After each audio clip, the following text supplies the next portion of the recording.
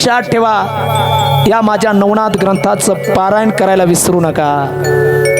स्त्रियांनी, पुरुषांनी, मुलींनी, मुलांनी सगळ्यांना करण्याचा अधिकार आहे। दाद बाबा खूप प्रेमळ आहेत, ते कुणाला अडवत नाहीत, कुणाला आडवं करत नाहीत, कुणाचं वाटोळं करत नाहीत। करतात तर कल्याणच करतात, करतात तर चांगलंच करतात, देतात तर भरभरूनच देतात आणि देतात तर खूप देतात आणि चांगलंच देतात। म्हणून माझ्या नाथ बाबाचं पारायण करा। 9 दिवसाचं, 7 दिवसाचं, 5 दिवसाचं, 3 दिवसाचं असं पारायण असतं।